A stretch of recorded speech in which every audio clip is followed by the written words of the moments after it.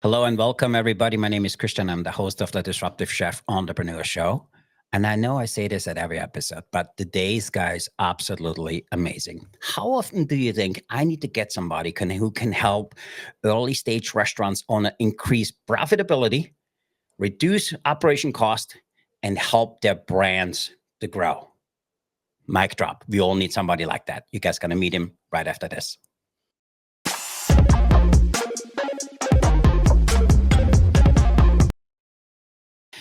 Hello again. I'm Christian. I'm the host of the Disruptive Chef Entrepreneur Show, and I'm really excited of today's conversation. We're about 100 episodes in.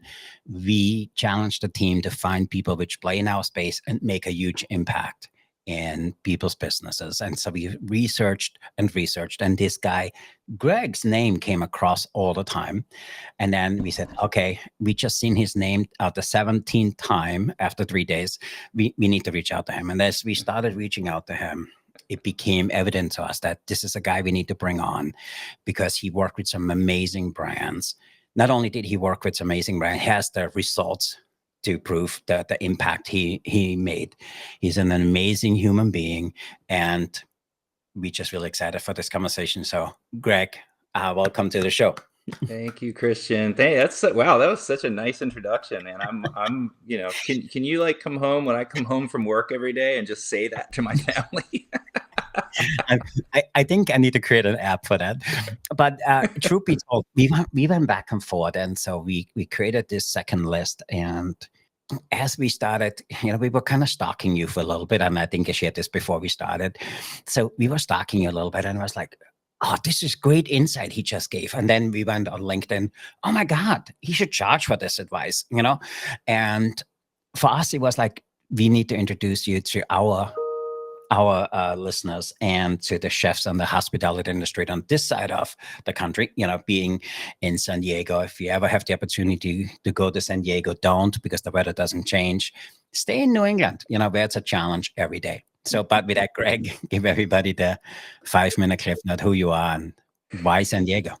Yeah. Well, I landed in San Diego by accident years ago. I was actually, had a cross country move, and I was looking to get back to Los Angeles, and I landed in San Diego.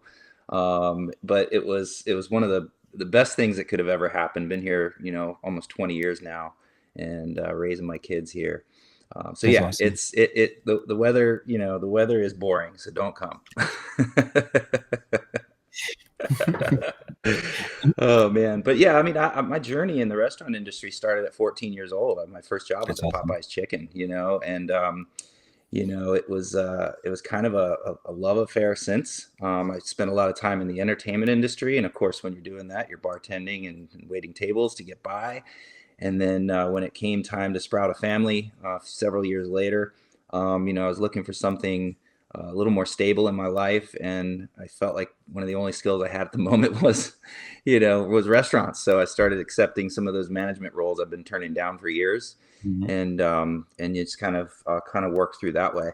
I've also been a serial entrepreneur most of my life, and so I've always started businesses along the way, and many of them based in hospitality.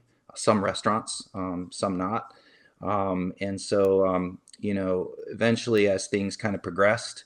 And I was, really kind of doing the grind in the restaurant for years. Decided to start a consulting firm about a month before COVID went down, and it was kind of been what I've been doing ever since. That really allows me to serve the community on a much broader scale.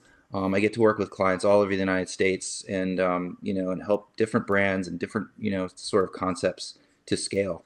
And it's been so joyful in so many ways. The challenges that we face, it's better when we can face them together and come up with strategies and solutions that are really going to move the needle. And that's what we focus on most. So yeah, talk to us a little bit more about this. So you have GP Hospitality Partners. So talk to us a little bit about their mission and your mission, and what is behind the work you guys do. Yeah, so our mission is to help restaurant owners build the restaurants of their dreams, right? I mean, Mhm. so many of us got into this business, looking to maybe create, right? Maybe we had some amazing recipes that we wanted to put forward into the world. Maybe we had, a family that was in restaurants and we kind of fell into it, took it Yeah. over. Or maybe we just were entrepreneurs and we wanted to, create something different, so many reasons that we come into this business. And oftentimes we find ourselves, kind of stuck in that grind of that, of the day to day.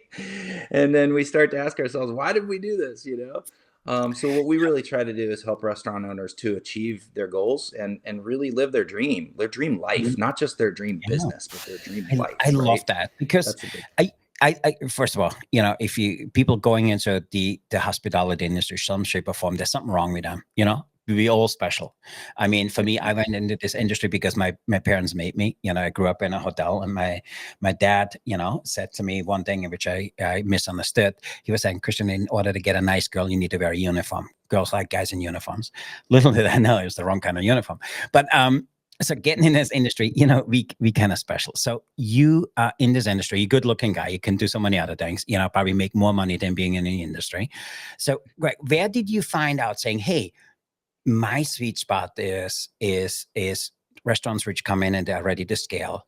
I know I'm really good at early startup because there's so many different ways for our listeners. You could take consulting, and consulting used to be a bad word. I think, a consultant is amazing. So talk to us a little bit. Where did you find that, my sweet spot where I can have the biggest impact for them is at that stage? Where did that come from and how did you develop that?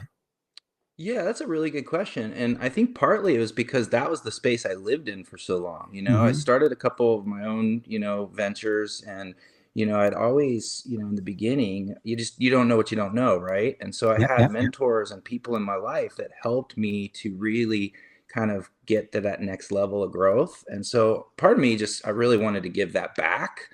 um, you know, but also I think, I find that it's oftentimes that sort of early stage restaurant operator, maybe you have one, maybe you have two or three locations, and you've gotten to this place where it's like, oh my gosh, I've done really well by doing things by the bootstraps, and just by putting this Yep. all together and doing it all myself.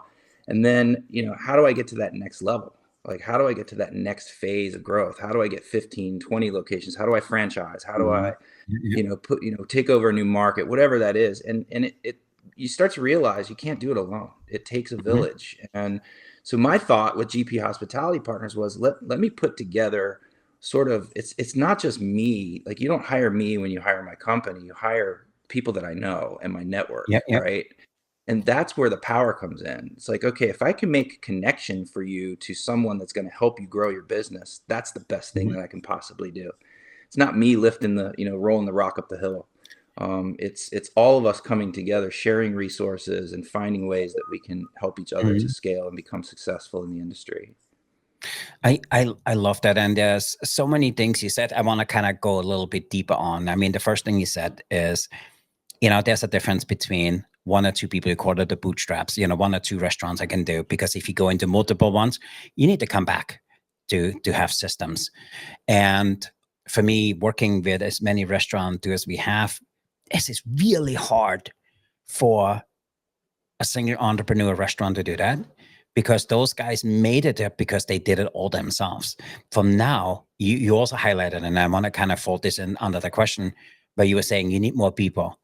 And I feel where a lot of entrepreneurs and hardworking chefs fail, they feel like they're giving up control when I bring people on, number one. Mm. And number two, I I don't know if it's a trust issue. Maybe you can help us kind of dissect this a little bit more. But this is where people fail. There's a difference between scaling and growing.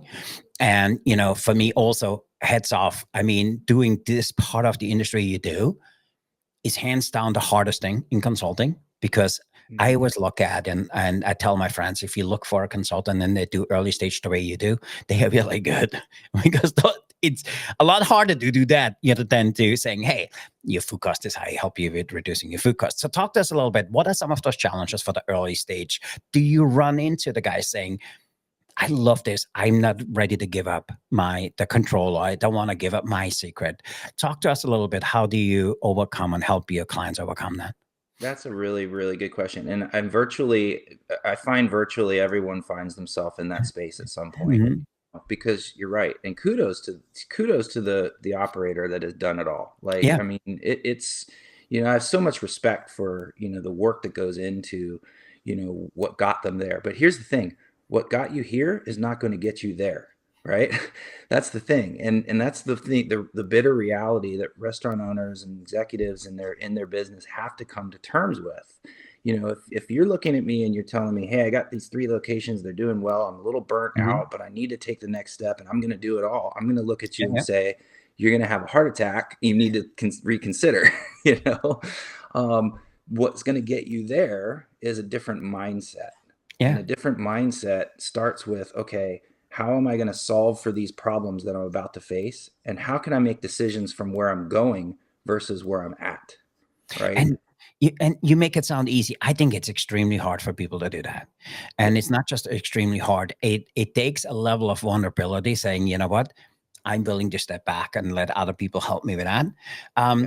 So how do you coach somebody through it and make it, give it a real life example? Because I know there's listeners on here today which saying, I'm ready to do 3. I'm ready to do 5. Or there's a chef who knows, you know what? I know I can do what Greg does for the back of the house because I need that little push to kind of do it. So, but talk to us. How do you help somebody through that hump? Because it takes vulnerability from their side to do that. It also takes a certain level of trust. And then how do you find the right people to surround yourself with to make this venture successful? Yeah, that's a good question. First of all, I think the vulnerability piece is less challenging oftentimes than the trust piece, right? Yeah. Because I find that a lot of my clients are willing to be vulnerable. They're willing to admit they don't know what they don't Yeah. know. But then when it comes time to let go, it's the trust that comes in. It's like, oh, are they gonna take care of my business the way I would? And Yeah. the answer is probably not, right? They're not you. We're not Yeah. trying to like get another you. What we are Hmm. trying to do though is to get to the idea of, hey, look, there may be people out there that are simply better than us in certain areas, and we need to find them and put them in place, Hmm. right? So if we've got somebody that really knows operational efficiencies, or somebody that's really great on the CFO side, or we need to put those teams in place, and we need to find somebody that's simply better than us. I never want to be the smartest guy in the room, right? Because then Hmm. I'm stifling my growth. Yeah. Yeah. And the other thing is that trust factor comes over time, right? Like it's not like the owner's just going to walk away and give the keys over to somebody else and Hmm. hope for the best. That would be a fatal flaw, right? Yeah. But what we do want to do is kind of, work our way into that, right? We want to find and groom those people and slowly sort of let go of the reins in a strategic way. Hmm. And it that tends to work. Is it Yeah. a perfect science? No. Are we going to make some bad hires along the way? Yes. Yeah. Yeah, let's stay with that thought process. Let's talk to us a little bit. What are some of the common, I don't want to call it mistakes, but mishaps or thought processes people have which kind of holds them back through that process? Well, I mean, I think one of the biggest things is, thinking that, well, again, what got me here is going to get me there, right? Hmm. That's a big mistake, Yeah. right? We need to change a lot of this is mindset, right? A lot of this is like, going back and asking ourselves, hey, why did we get into this business to begin with? Yeah. What is it that we're trying to really create here? What does that look like? I mean, what do I want my business to look like 3, 5 years from now? And then kind of looking at it from the position of, okay, if I want to have 10 locations in 3 different markets, well, let's strategize and say, okay, what's necessary, what does my team really need to look like in order to Hmm. achieve that from that vantage point. Yeah. Let's construct that, and then let's reverse engineer from where we're at and decide how we want to put those pieces together strategically, right? And that's why I think sometimes it helps to have someone kind of guiding that process with you, so you don't have to go it alone and you don't have to make these decisions on your own, Hmm. because they're scary and they're confusing sometimes, and you can And have some misfires, and you might, but you don't want to do that alone. yeah, I love that. And by the way, to our listeners, go back 3 minutes of what he said. When he talks about restaurant, you can say, selling windows, getting married, buying a new car, buying a boat, whatever it is, because you made it sound so simple. Oh, I just do this, and then I kind of do my cost knowledge, and then I look, how much pain am I willing to take, and I think this is not. It doesn't come easy to people. And I don't think it's a learnable skill. But for me, what you just said is so powerful because it's cross industry. What you just said, I think, is the success cross industry. So Hmm. I want to know more about your background. So you started at Popeyes, and I want our listeners to know that who you are today is the combined averages of the experiences you had and the people which invested in you. How often do you kind of look back or have a daily thing you build upon and you kind of refer back to what you learned at Popeyes? Oh man, I do that with every step. I mean, there's so many experiences I've had along the way, from Hmm. bartending to waiting tables to just you name it. And I draw on every single one of those experiences. Hmm. It's interesting. I wrote a book a couple years ago, and I tell a lot of stories in that book based on those experiences because they're relevant. Every one Hmm. of those experiences is relevant. And there were definitely people along the way that were mentors to me and that taught me how to Yeah. lead and how to look at things, how to read a P&L and how to, you know, I mean, it's everything you learn along the way. It comes into play. And so when I'm working with clients, oftentimes, I'll do that. I'll go back and I'll say, hey, there was a time where I remember that this happened to me and this is Hmm. how that played out. Right. And so those experiences become very, very useful, in the work, and really just letting people know, hey, they're not alone in this situation, and this has been experienced before. And, and That's important. and I think that what makes you so good in what you do, because it's not something you learned or read about or seen. You experienced it, and you kind of said, every experience kind of helped me. What I learned there, and the BNL is huge. So Yeah. for me, that's the difference between somebody who is successful in this industry, because I think our industry and what COVID did, it exposes BS more than Mhm. anything, and and I think that's why people fall in love with you. There's this piece of genuine information which comes from you. You're pretty hard on people. If people follow your content, you're pretty straight up with them. Sometimes it's not easy to hear what you tell them, but Mhm. I like the way you come from, because it's real experiences you had and which shaped you to who you are today. So there's a lot of our listeners are in the boat you were, where you felt, oh, okay, I can do this, forever as a job. I'm not happy with that. I want to start and build something on my own. Talk Mhm. to us a little bit about that time period. Where did you realize I think I can serve the community and the industry much better being a consultant or being on my own? What is the steps you took to get there? And what is something continuously you will do today and continue on to be as successful as you are, to stay on top of the industry? Yeah, that's a lot. So I'll try to get all that in. So I will tell you. So yeah, I've always been sort of a serial entrepreneur, right? So even when I was working as a general manager with a major restaurant group, I had opened a restaurant on my days off. My wife is like, "You're nuts," you know. So that's just the kind of guy I am. Like I'm Hmm. always thinking, always trying to like put something else together. Um, but it was really, I think one of the defining moments was I was working, with a big restaurant group at the time, and a gentleman came in. He's somebody I knew from the neighborhood and from the restaurant. He's like, "Hey, I opened a restaurant," and I'm like, "Okay." And Okay. he goes, "I don't know what I'm doing. Can I help? Can you help me out?" And I was like, "Sure." So I kind of on my days off, I would go and I would help him, kind of put some systems in place and work on his strategy and all of that. And he had one little restaurant here in Poway, I believe it was, and his goal was to create, I think, 100. I want 100, and I'm like, okay, let's see what we can do.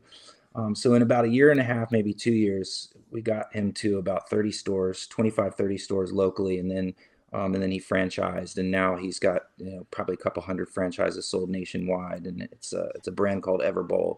It's a Hmm. craft superfoods company, and if you don't know who Jeff Fenster is, the founder of Everbowl, you really should look him up because Yeah, I he is agree. an amazing entrepreneur, and just a great mind. And so I learned so much from that process, and I started thinking to myself, wow, what an impact I was able to have on just such a small piece of the puzzle. I was a very small piece of that puzzle. But I felt like I had a decent impact, and it left a big impression on me. And I decided, you know what? I think I need to do more of this. Hmm. And that's where I decided in that moment to just pivot, really take the consulting and advisory and growth side seriously. I love that. So were you married at the time? Oh yeah, So, again, going back to our listeners, they might be having somebody at home who depends on them. So yeah. it's not an easy thing to walk away from a steady paycheck and doing what you do. And what is a piece of advice, or what is a experience you had which shaped you to do that besides that, Yeah. which you could share with our listeners for them to possibly consider or make that pivot? Yeah, that's a really good question, and I talk to a lot of people that are in that zone, right? It's scary. We have family and things that are depending on you. I'm a calculated risk type of person. I don't like to just well, let me take a step back. In my earlier days, before marriage and kids and all that stuff, I would just leap and not just blindly leap, right? No problem. I'm the first to jump, okay? But when you have those pressures and you have those things to take care of, it's more of a calculated risk. Hmm. So I was able to, effectively, keep my day job and still, moonlight on the side. As I'd said before, I'd started many businesses while working my corporate jobs, and so that taught me how to be resourceful, how it taught me how to utilize my time in a way that, I could leverage, other things besides just time, Hmm. and really leverage people and Love surround that. myself with the right people. From the very get-go in my organization, I had people that I had worked with in my past, that I knew and trusted and could employ and deploy to do work on my behalf. So I didn't have to be the guy showing up necessarily Yeah. on site, but they could do it. And so that enabled me to grow, and take on more work, and do it in a way that, I could establish growth a little bit quicker. Yeah. Yeah. I love that. And it's so good. And again, to our listeners, go back, and listen to that over again. If you're on the pivot and saying, hey, I want to do something on my own, I love the idea of calculated risk because that's who I am. Mhm. And for us, it was, we always ran some stuff on the side. And there was a point I was saying, hey, giving it 10 hours a week, this is what it gives me as a return. If I can calculate it, I can make that work. Yeah. And it's still not easy. And there was many times I look back and said, was this the right decision? Did you ever have that point where you said, oh, I this was just maybe I shouldn't have done that? Many, yeah, many times I've thought, oh wow, what was I thinking? Really, what? I don't have any regrets though, because honestly, every single time I've made a mistake, and there've been many, I've truly learned from it. And I know you hear that a lot, but I Yeah. mean, again, we go back to mindset. It's like, okay, what did I learn from this? What can I do? Even recently, like, we were at a trade show recently, and I formed a joint venture with someone, and we had launched this little program that we were doing, and we get to the trade show and we're speaking from stage, and we got the booth and we're doing all this stuff, and we're realizing as we're pitching, people as they're walking by, that this is all wrong. It was complete, like, we weren't clear on what we were talking about. It was like it was like total bust, right? But it was the best thing that could have happened, because now it's changed how we approach this, Hmm. this process. And so little things like that, we learn along the way. And the only, if there were ever any regrets, it's really, if I look back and I think, okay, well, I probably would have spent more time doing this than that, Hmm. Yeah. but Yeah. again, hindsight, I, it's hindsight. I love that because it goes with our message. There's something we do and talk about this all the time, and we call it progress over perfection. You know, Yeah. do something. I love what you just said, because what we started 5 years ago is not what we do today. Yeah. But if you don't do it, you will never realize where you want to go. What we're doing Yes. today is totally different than we did 5 years ago. And so for me, so important, progress over perfection. So if our You listeners, know what? That is a Mhm. core value of mine as well. And I will tell you that, failing forward and just taking the action, even if it's not necessarily ultimately the right action, is better than no action. And so, yeah, I love yeah. that. Love that. Talk to us a little bit. You have this powerful message out there that you help owners create more free time for themselves while still managing a successful, profitable business. Talk to us a little bit more about that. Where did that come from, and what are some of your success stories around that? Yeah, I mean that came from me sacrificing a lot in my family, and not having holidays and weekends and things Yeah, like that.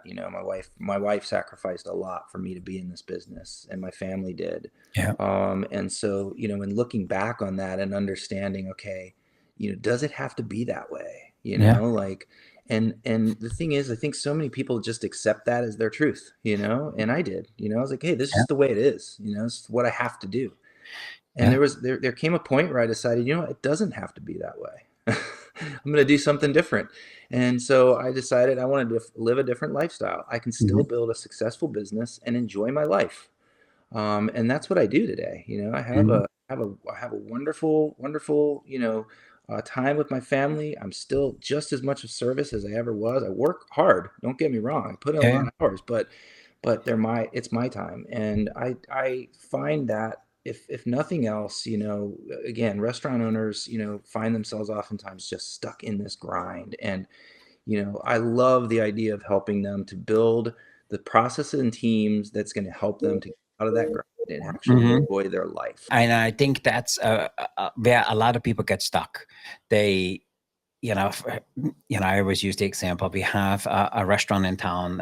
It's a pizza chain, not a chain. The guy owns 9 different pizza restaurants in the area, and he's always hustling. He's always doing, and people kind of refer back. You know what? This guy's always working. That's why he has 9. I don't want to work that hard. I would love to have 9, but I don't need to. I don't want to work that hard. Yeah. I love your message because it kind of goes that if you take care of yourself, you have the ability to take care of others. And for me, that's just a really powerful message. I think you need to do a little bit more to bring it out to the marketplace, because this industry can chew you up if you don't take care of yourself, and you're doing a really good job around that. Yeah. Yeah. I mean, look, and in the beginning, it is like that. We got to grind it Mhm. out a little bit. You got to do what you got to do to get things up and running. But eventually, the goal is, let's surround ourselves with the right team, the right people. They're going to help us move this ball forward. And then we, as the CEO or the visionary, Mhm. can kind of, now we can elevate ourselves to a level that now we're doing what our function really should be. And that is growing the business and looking for new markets, and, Mhm. you know, shaking babies and kissing hands. You know what I mean? I Like, I love that. So, let our listeners to learn a little bit more about you. So, looking forward for the next 6 months to the end of the year, what Mhm. is GP Hospitality working on as a business?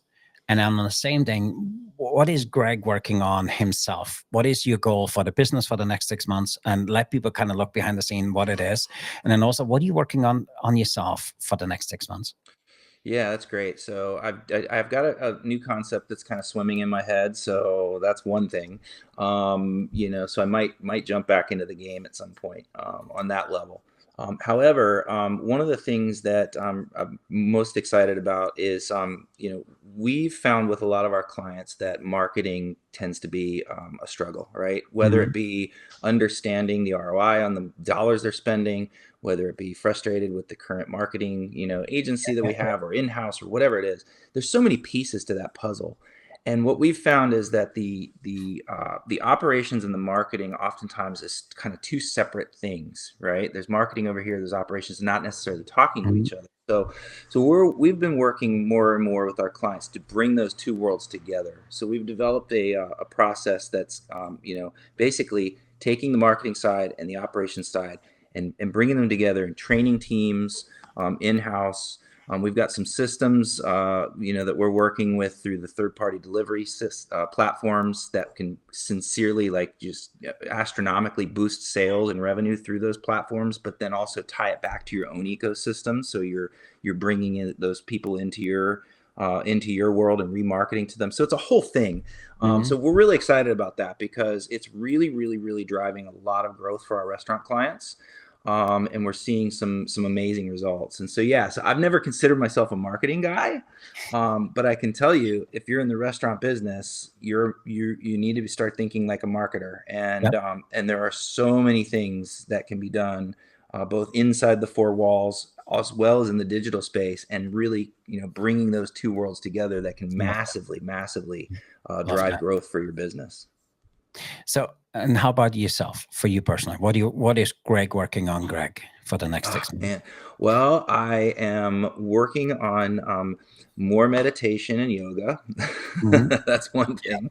So the self care has been I've really returned to that Yeah, and yeah. put a lot in that. But I will tell you, I officially kind of started writing a second book. And it's the pen hit the paper, but it's still in the early stage, so we'll see over the next few months how that develops. It would be great. It would be awesome to see a second book from you. And I just looked at the clock. It's amazing. We just, conversation is already a half hour, and I can talk to you for hours. So you need to promise us we need to do a 2.0. So, Absolutely, absolutely. so where can people learn more about GP Hospitality and Greg?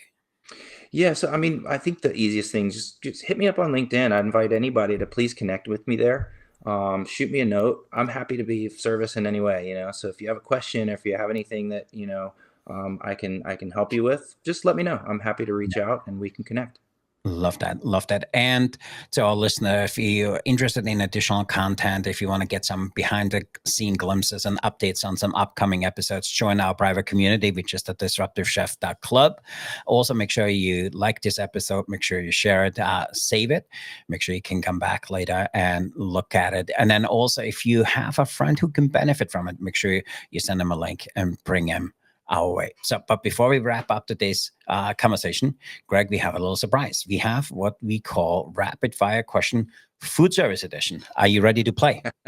Sure. So, so the way this works, my staff, they're really mean, and then they give me new questions every week. There's 30 questions we ask. And so the way it works, ask you for a number between 1 and 30. You give me a number, I read the question, and then answer it as quickly as you can. So are you ready to play a rapid fire question, food service I edition? suppose I am. Yeah, let's do it. So we do All 5 right. questions. Okay, give me a number between 1 and 30. 13. Oh, 13 is a good one.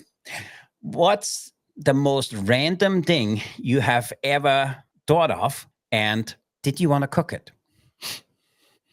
Oh my goodness. The most random thing I ever thought of. Did I want to cook it? I mean, I'm thinking of something right now. I don't know why it popped in my head, but crickets. Crickets just popped in my head. And I know people eat crickets, but I don't think I've ever cooked any. Oh, that's the best. Okay. Second question between 1 and 30. Oh, 17. 17. How would you create a menu that changes faster than the chef's mood on a Friday night?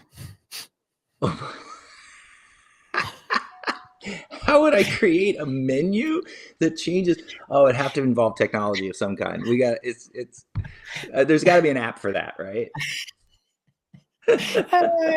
AI, chat Okay. GPT. There it is. I'm telling you, my team is mean. Okay. Next, give me next number. 8. 8. Ooh, 8. Oh, 8 is a classic. Okay. How would you convince a robot to cook better than your current sous chef? Oh man. Well, I could program that, no problem. Okay. Next question. Give me a number. You said okay, let's go with 30. 30. Oh, that's a good one. Pineapple on a pizza. Yes or no? No. Absolutely not. You just pissed off a lot of people. There's a movement out there. Bring the pineapple. I know it's a thing. But for me, no, can't happen. Oh, I respect it, but I don't like it. appreciate it. Last question. Give us a number between 1 and 30. 1. Ooh, 1. What is the weirdest thing you have ever drawn in a pan and called it gourmet? What's the weirdest thing I've ever thrown in a pan and called it gourmet? Oh my gosh. There's so many baked beans. Baked beans. Remember beanies and weenies? You ever do that? Like, I never did it. I Love heard that of stuff. you In never fact, I see them might make again. it tonight. I'm gonna make it tonight now. That's gonna happen. Oh, great. I appreciate it. Thank you for playing Rapid Fire Question Food Service Edition. That was Oh, great. I that's appreciate that. we have some other questions that are outright hurtful. So, but the team is working on it to improve them every week. So, with that, Greg, what is your final word of wisdom for a chef, a hospitality professional, want to get into consulting? Yeah. I would just say, look, I would just check in with your motivation. What is it? What is your why? Why would you want to do that? And if it involves, helping others in some way and helping the community in some way, I'd say go for it. And Awesome. remember, progress over perfection. I love that. Love that. Love that. Greg, thank you for being here. Thanks for the gift of your time. Thanks for sharing your insight and your expertise with our listeners. And to our listeners, if you want additional insights, behind the scene glimpse, you can make sure you join our Disruptive Chef Club, which is our private community, which gives you front row seats of all the things we do. Also, to our listeners, if you haven't done so, make sure you share this episode, make sure you like it. Leave us a comment. What did you really connect with? What the conversation was about with Greg today? We would love to hear your feedback. We read every single one of them. So thank you for doing that. And then, Greg, thanks again for being here today. Thanks for the gift of your time. I love this conversation. We need to do a 2.0. And to our Love it. listeners, until next time, Pleasure is remember to mine. Appreciate it, yeah. Christian. Thank you. Thank you. So to our listeners, remember to disrupt your kitchen, fire up your career, stay hungry for change. I'm Christian, your Disruptive Chef Entrepreneur host. I'm signing off. So now Greg and I are out of here. So be the change, be the challenge, and be the chef who sets the world on fire. Until our next episode, everybody go out there, be disruptive.